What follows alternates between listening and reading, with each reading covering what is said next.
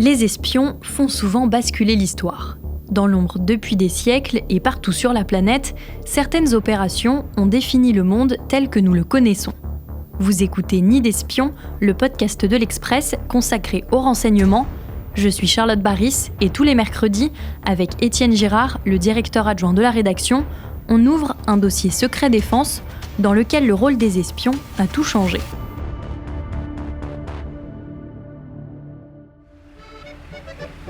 Ah, Paris, sa tour Eiffel, ses restaurants, ses bâtiments haussmanniens, ses habitants pas toujours très aimables, la ville lumière, la ville des amoureux et des espions. Car oui, la capitale serait le lieu idéal pour les agents secrets du monde entier. D'abord parce que Paris a une position géographique stratégique au cœur de l'Europe, partagée entre l'Est et l'Ouest. Un héritage également historique qui remonte à la guerre froide. Alors que le général de Gaulle prenait son indépendance des États-Unis en sortant du commandement de l'OTAN, la France devenait un lieu clé pour récolter du renseignement des deux côtés du rideau de fer. Avec sa politique d'accueil, les diasporas, et donc les informateurs qu'on y trouve, sont aussi très variés. Et ce qui intéresse les touristes intéresse également les espions. De nombreuses rues étroites à visiter, bien utiles pour s'échapper et semer une filature. Un métro parmi les plus anciens du monde qui offre un réseau d'interconnexion idéal. Mais aussi des palaces et des restaurants dans lesquels les agents secrets, autant que les voyageurs, aiment descendre.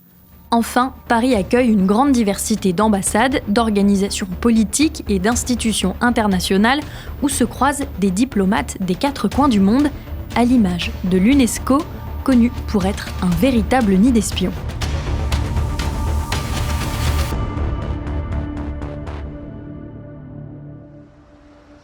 Pour nous guider dans cette visite du carrefour des espions à Paris, je suis à nouveau avec Étienne Girard. Bonjour Étienne. Bonjour Charlotte. Étienne, nous sommes donc aujourd'hui dans le 7e arrondissement de Paris, place de Fontenoy. C'est là que se trouve le siège de l'UNESCO, l'Organisation des Nations Unies pour l'éducation, la science et la culture. C'est immense, en plein Paris, en face de l'école militaire. On voit quand on entre une grande étendue d'herbe qui entoure le bâtiment. Sur notre gauche, la tour Eiffel. Mais surtout, beaucoup de drapeaux. Ceux des 194 États membres. Et ce, jusqu'en décembre 2026, quand les États-Unis se retireront. Dans l'herbe, on voit une sculpture en forme de globe. Et des sortes de grands carrés qui s'enfoncent dans le sol avec des escaliers. En fait, on a là une partie des bureaux et des salles qui sont en sous-sol. Et surtout, en face de nous, il y a cet immense bâtiment. Vu du ciel, ça forme un Y. Une étoile à 3 branches. C'est un bâtiment d'architecte construit dans les années 50. Il a été inauguré en 1958. À côté, il y a aussi un immense centre de conférence, surnommé l'Accordéon, pour l'architecture de son toit plissé en cuivre. Et pour rentrer, on passe sous une sorte de porche en béton qui semble sortir de la structure en verre. Oui, sur le côté, ça donne sur un jardin japonais. Et tout autour de nous, il y a des œuvres d'art. On trouve dans le siège de l'UNESCO 1000 œuvres signées par de grands artistes modernes et contemporains, dont Calder, Giacometti, Miro. Il y a même une fresque de Picasso, La chute d'Icare, mais qu'il a finalement refusé de signer parce qu'on ne la voyait pas assez bien à son goût. On pourrait avoir l'impression d'être dans un musée. Mais on trouve plutôt ici des bureaux, des salles de conférence où vont se réunir et débattre les représentants des États membres. Étienne, on va ressortir et marcher un tout petit peu, une petite centaine de mètres.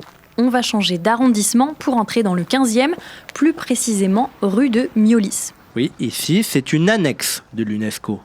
Parce que le nombre de pays membres et donc de représentants devenait trop important à la fin des années 60, on a construit un bâtiment, à nouveau avec de grands architectes, qu'on a prolongé dans les années 1970, rue François Bonvin, pas très loin.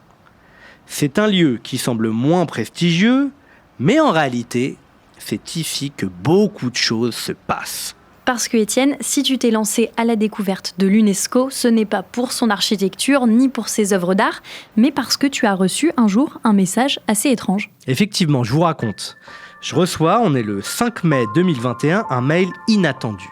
Je lis. « Cher monsieur, Nous avons lu avec grand intérêt votre enquête sur Sciences Po, parue cette semaine dans l'Express. Je veux vous parler d'un autre sujet.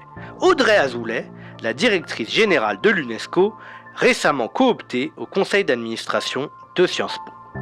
Des diplomates de l'UNESCO ont signalé que d'après son contrat avec l'UNESCO, Audrey Azoulay ne peut occuper d'autres fonctions. On explique, Audrey Azoulay, c'est une ancienne ministre de la Culture de François Hollande. Elle va occuper la direction de l'UNESCO de 2017 à 2025. L'email est signé d'un certain Varl Soudbarov, un consultant international, dit-il. Qu'est-ce que je fais ? Je me renseigne, c'est-à-dire que assez naturellement, je tape son nom sur Google, et là je me rends compte d'une chose, c'est qu'il n'existe pas de Varl Soudbarov.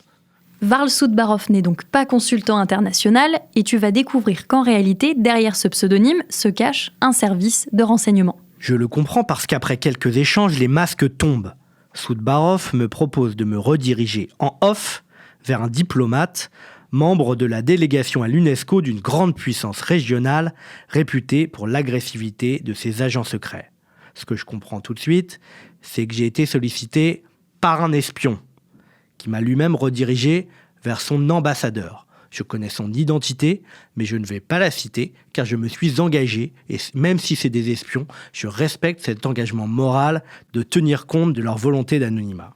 Son objectif, c'est que j'écrive un article sur de soi-disant collusions d'intérêts d'Audrey Azoulay. Ce dont je vais m'apercevoir, c'est qu'il existe un contentieux entre ce pays, ce service secret, et Audrey Azoulay.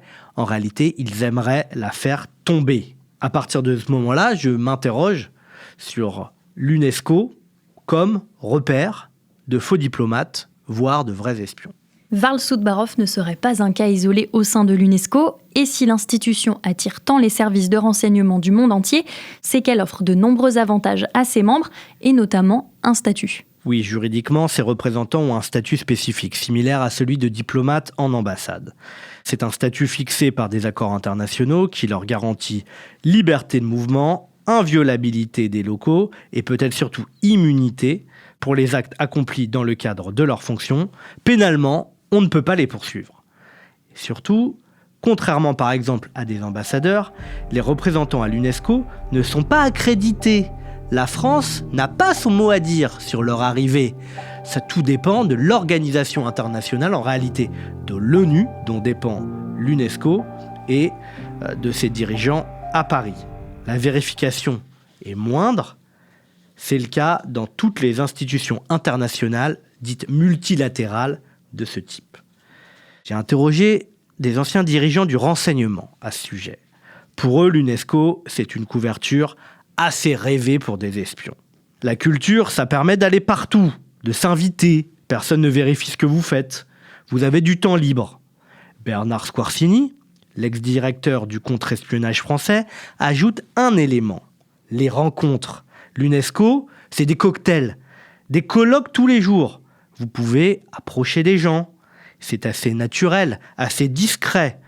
Au-delà des négociations, des votes de résolution, des réflexions pour inscrire des monuments ou des traditions au patrimoine mondial de l'UNESCO, il y a donc tout un écosystème parallèle et pas mal d'espions.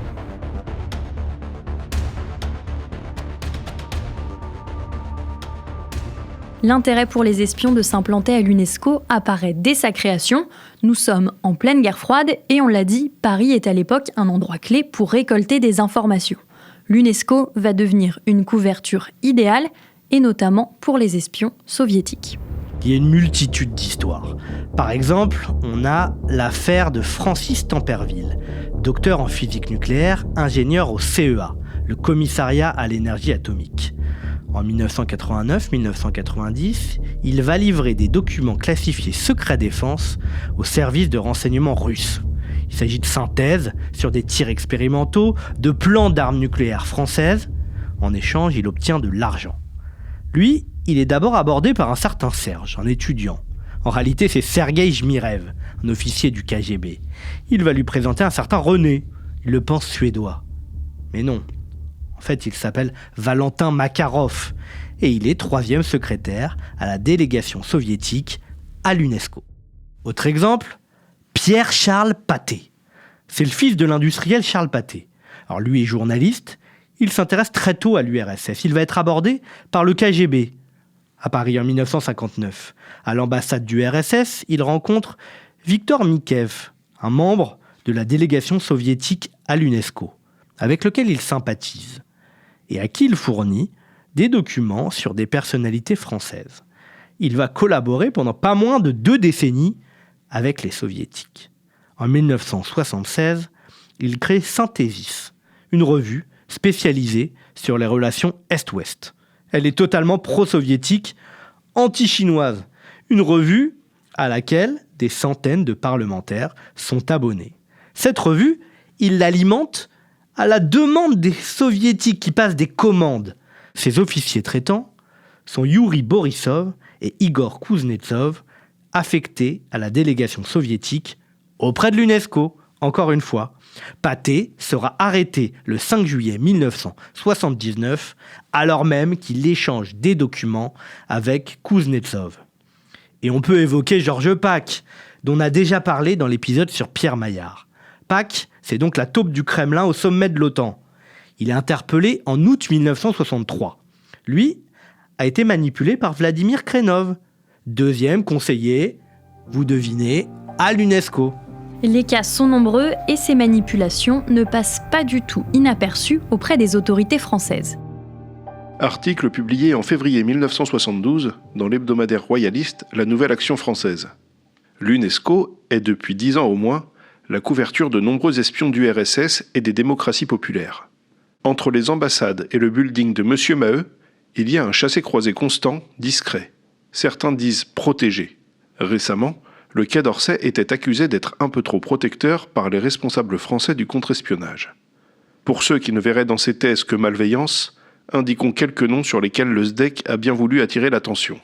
Vladimir Siak, attaché adjoint à l'UNESCO de juillet 1958 à juin 1962, commandant des services secrets tchécoslovaques et spécialiste des questions scientifiques. Jaroslav Simek, à l'UNESCO de décembre 1966 à octobre 1969, puis 2e secrétaire à l'ambassade de Tchécoslovaquie. Mais que devient Koudriavtsev, chef de la délégation soviétique à l'UNESCO ? Ancien ambassadeur de l'URSS à Cuba et au Cambodge, il dirigeait le poste de commandement des services soviétiques pour l'Europe, place Fontenoy. Résultat, en avril 1983, la France expulse 47 espions soviétiques, dont 12 d'entre eux qui ont pour couverture l'UNESCO. La délégation de l'URSS a ses propres locaux, rue de Prony, dans le 17e arrondissement de Paris. Il est 14h lorsque les premiers ressortissants soviétiques expulsés arrivent à Roissy. Bouquet de fleurs, sourire aux lèvres, mais aucun commentaire, aucune réponse à nos questions. Une quinzaine de personnes, en majorité des femmes et des enfants, empruntent le passage habituel qui conduit jusqu'à la salle d'embarquement du satellite numéro 3. L'avion qui les emmène à Moscou est un vol supplémentaire de la compagnie soviétique Aeroflot. Mais la plus grande partie des expulsés n'est pas passée par ce hall d'embarquement. Ils ont été directement acheminés par les minibus de l'ambassade à proximité de l'avion. À 15h20, l'avion emportant les 47 soviétiques expulsés décolle.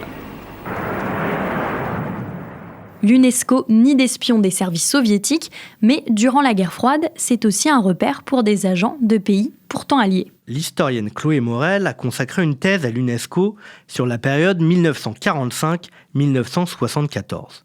On apprend des choses saisissantes. Elle raconte par exemple l'histoire de Vittorino Veronese. Il a été directeur général de l'organisation de 1958 à 1961. Eh bien, figurez-vous que cet avocat italien transmettait des éléments confidentiels sur l'URSS aux États-Unis. Il va jusqu'à quitter son poste à un moment qu'il juge opportun pour Washington, et ce, pour favoriser l'élection d'un nouveau directeur général favorable au camp atlantiste. Autre exemple, Raymond Johnson. Lui est fonctionnaire américain membre de l'UNESCO pendant les années 60. Il a raconté, dans un livre édité par l'UNESCO, comment il a dérobé un dossier sur un fonctionnaire soviétique dans les archives du siège de l'UNESCO. Enfin, en 1992, lors d'un cocktail à l'UNESCO, Henri Plagnol, aux fonctionnaires au Conseil d'État, est abordée par une chef d'entreprise américaine. Elle n'est pas vraiment chef d'entreprise. En fait, c'est une agente clandestine de la CIA.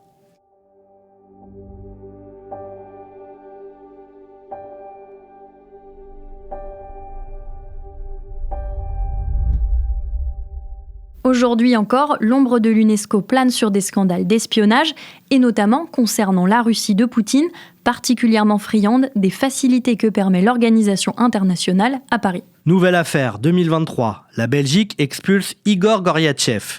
Lui est représentant commercial adjoint de l'ambassade de Russie à Bruxelles. Le diplomate est accusé de piloter une cellule du SVR, le renseignement extérieur russe. Son poste précédent, vous commencez à avoir l'habitude, deuxième secrétaire de la délégation de Moscou à l'UNESCO. Le 6 avril 2025, autre initiative de la police française cette fois, elle retient une diplomate russe à Roissy pendant 24 heures pour des vérifications. Eh bien elle se rendait à une conférence de l'UNESCO à Paris. L'idée, on peut le deviner, c'était de lui montrer, non pas de l'empêcher d'aller à sa conférence, mais de montrer à cette diplomate qu'elle était repérée et qu'elle allait être suivie à Paris. Message subliminal, fais attention, on te voit. Et on suppose que les services secrets chinois ont les mêmes méthodes. Des experts estiment que les institutions comme l'UNESCO permettent à Pékin d'identifier des interlocuteurs clés dans les élites scientifiques, politiques, de suivre les positions de vote des pays du Sud, et d'exercer ainsi une pression discrète sur quelques questions sensibles, telles que Taïwan, les Ouïghours, les militants pro-démocratie, le Tibet ou le mouvement du Falun Gong. Un autre soupçon plane au-dessus de l'UNESCO, un trafic de passeports diplomatiques qui pourrait laisser entrevoir une méthode d'infiltration des espions au sein de l'institution. Ça, c'est très particulier. En gros, des personnalités qui n'ont aucun lien avec un pays sont nommées représentants de ce pays à l'UNESCO. Souvent, ce sont des personnalités au compte en banque bien fourni. Certains ont même des ennuis avec la justice et ils échappent ainsi aux risques judiciaires grâce à leur immunité. Un cas avait été particulièrement remarqué. L'ancien maître espion libanais Jamil Al-Sayed briguait en 2014 le poste de représentant des îles Marshall. Ce sont souvent des États comme ces îles des Caraïbes ou du Pacifique qui sont au cœur de ce trafic. L'institution ne peut pas faire grand-chose car ce sont les États souverains qui décident de façon indépendante qui ils nomment. Une enquête de nos confrères du Parisien chiffre le tarif de ces combines à 1 million d'euros par nomination. Un trafic qui n'est pas nouveau. Certains ambassadeurs sont là depuis les années 90. Conséquence, pas des moindres, leur vote est souvent à vendre au plus offrant. Ils n'ont pas d'intérêt dans le pays, ils ne se soucient pas vraiment des enjeux soulevés à l'UNESCO. Et s'intéressent beaucoup, par exemple, la Chine ou la Russie. Ce phénomène de désignation de complaisance peut cacher des espions ou à l'inverse faciliter le recrutement de sources, de cibles faciles. Et donc, Étienne, face à tout cela, que fait le renseignement français ? Ils surveillent les membres de l'UNESCO et ils ne peuvent pas faire grand-chose puisque, on l'a suffisamment dit, ces membres sont protégés par leur immunité et sont donc à l'abri de toute poursuite judiciaire, même en cas d'espionnage. On voit, à travers une institution telle que l'UNESCO, les opportunités qu'offre le multilatéralisme, comme on dit la diplomatie, pour les services secrets. Et dans ce cadre-là, Paris est une des villes qui, dans le monde, est un carrefour des espions, notamment parce qu'elle abrite des institutions telles que l'UNESCO. Merci d'avoir écouté cet épisode de Nid d'Espions, le podcast de l'Express consacré au renseignement. Il était raconté par Étienne Gérard, directeur adjoint de la rédaction, spécialiste des questions d'espionnage. Jules Cros était à la réalisation. Ce podcast est à retrouver chaque mercredi sur toutes les plateformes d'écoute comme Spotify, Apple Podcasts ou Castbox, mais aussi sur la chaîne YouTube de l'Express et sur notre site internet. Si ce récit vous a plu, n'hésitez pas, chers auditeurs, à nous laisser des étoiles et des commentaires. Et pour ne rien rater, pensez à vous abonner à l'Express Podcast. À bientôt!